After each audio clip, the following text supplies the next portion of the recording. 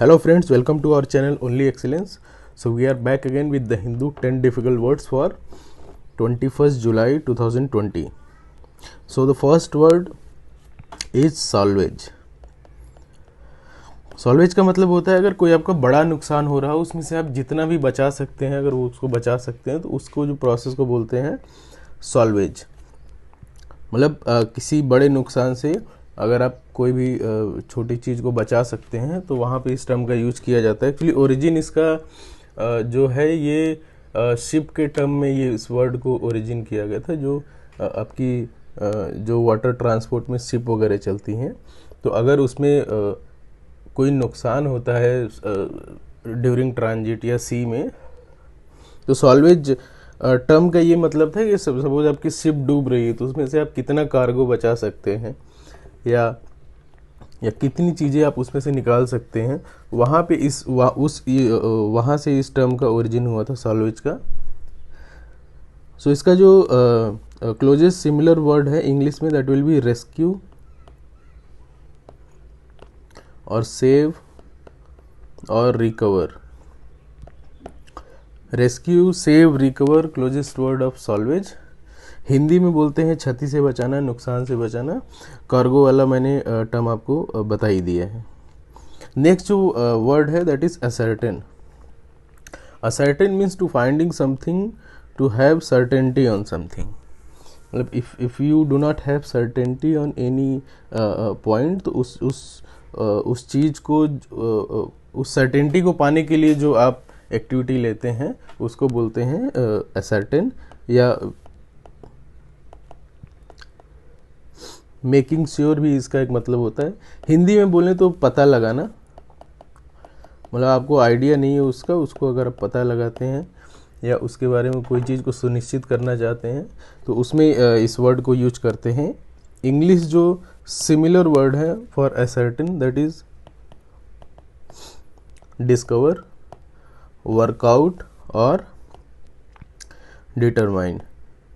So these are similar word for ascertain in English. Opposite word अगर हम बोलें ascertain का तो ये हो जाएगा miss, to missing something. Overlook, मतलब जानबूझ के आप उसको इग्नोर कर दे रहे हैं। यहाँ पे आप फैक्ट्स पता कर रहे हैं, यहाँ पे आप उसको इग्नोर कर दे रहे हैं। या कवर या कंसील, तो ये इसके अपोजिट वर्ड हो जाएंगे, ये सिमिलर वर्ड वहाँ पे हो गए। नेक्स्ट जो वर्ड है हमारा वो है ऑस्टेंसिबली। ऑस्टेंसिबली का मतलब होता है कि बाहरी रूप से आप उस किसी चीज़ के बारे में आप क्या देख रहे हैं या प्रकट रूप से आपको सामने से क्या उसके बारे में समझ में आ रहा है। वो सही भी हो सकता है, गलत भी हो सकता है। तो वहाँ पे इस वर्ड का यूज करते हैं हम, that on the surface what you are saying. मतलब your observation on the surface, सामने से आप किसी चीज़ को अगर देख रहे हैं तो उसके बारे में क्या समझ रहे हैं वो वहाँ पे इस वर्ड का यूज करते हैं। सिमिलर वर्ड अगर इंग्लिश में बोलें तो सीमिंगली एक सिमिलर वर्ड है इसका। दूसरा अपेरेंटली भी इसका एक वर्ड है सिमिलर वर्ड। ये दो सिमिलर वर्ड हो गए इसके, ठीक है। नेक्स्ट जो वर्ड है हमारा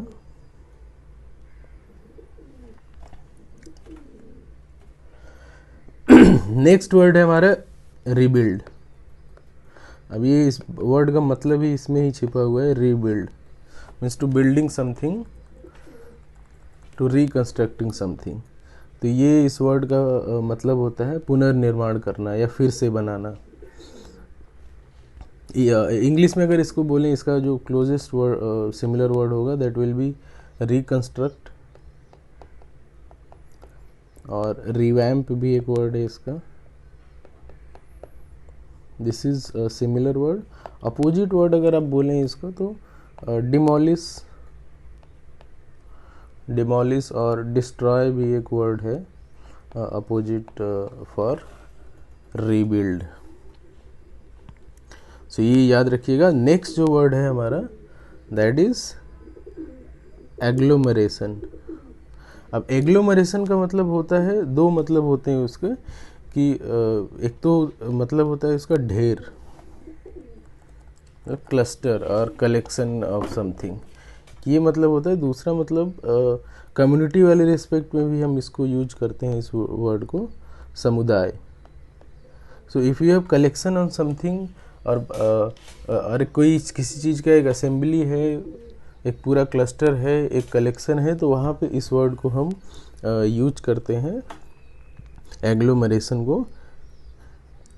सिमिलर वर्ड इसका अगर इंग्लिश में बोलें तो क्लस्टर और कलेक्शन, ये इसका सिमिलर वर्ड हो जाता है इंग्लिश में, इसको ध्यान रखिएगा आप। नेक्स्ट जो वर्ड है हमारा, दैट इज एक्रीशन। एक्रीशन मतलब होता है, हिंदी अगर इसका मतलब बोलें, सो हिंदी मतलब होता है समृद्धि।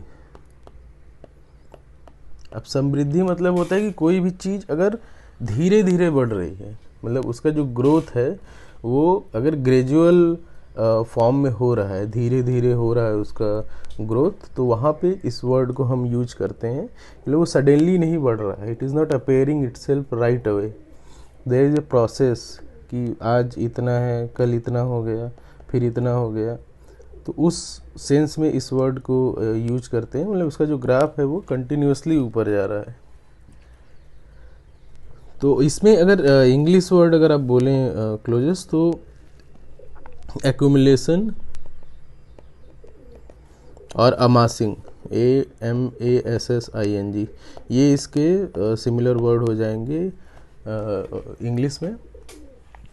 प्रैक्टिकल इसका एग्जांपल अभी जो चल रहा है, आपको कोरोना वायरस वाला जो सिचुएशन चल रहा है, उसमें डेली जो भी इंक्रीज हो रहा है, मतलब आज सपोज 5 है, कल 10 हो गए, तो उस सेंस में इस वर्ड को हम यूज करते हैं, एक्यूमुलेशन को। तो इसको याद रखिएगा। नेक्स्ट जो वर्ड है हमारा, दैट इज मेमोरेंडम। अब मेमोरेंडम मतलब होता है, हिंदी अगर इसका मतलब बोलें तो ज्ञापन, एक वर्ड है इसका।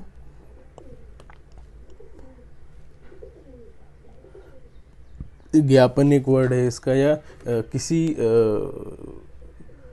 एक जो रिटन कम्युनिकेशन या रिटन मेल या रिटन मैसेज जो होता है, उसको हम बोलते हैं मेमोरेंडम। इसका इंग्लिश वर्ड अगर हम बोलें सिमिलर वर्ड, तो मैसेज,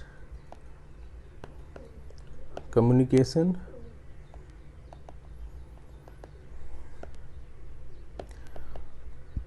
नोट एंड लेटर। तो ये इसके सिमिलर वर्ड होते हैं इंग्लिश में। किसी भी चीज़ में जो रिटन कम्युनिकेशन होता है, वहाँ पे इस वर्ड को यूज करते हैं, मेमोरेंडम। नेक्स्ट जो वर्ड है हमारा, दैट इज इंडेंजर। इंडेंजर मतलब होता है कि टू पुट समथिंग और समबडी इन रिस्क। किसी को आप अगर रिस्क में डालते हैं, किसी को डेंजर में डालने का जो प्रोसेस होता है, उसको बोलते हैं हम इंडेंजर, जोखिम में डालना किसी को। सो इसका सिमिलर वर्ड अगर हम बोलें इंग्लिश में, दैट इज रिस्क। और इम्पेरिल भी इसका एक वर्ड है। पेरिल मतलब होता है डिस्ट्रॉय हो जाना। So imperil and risk, these are two similar word for endanger. इसका एक प्रैक्टिकल रेफरेंस आप अक्सर न्यूज़ वगैरह में देखते होंगे, इंडेंजर्ड, इंड में ईडी ऐड करते हैं, इंडेंजर्ड स्पीसीज। मतलब कोई भी ऐसी स्पीसीज ऑफ एनिमल और बर्ड और एनीथिंग जो एक्सटेंशन के काफ़ी नज़दीक है, जो मतलब किसी भी टाइम ख़त्म हो सकते हैं, तो वहाँ भी इस वर्ड को हम यूज करते हैं। So that's all for today, thank you very much.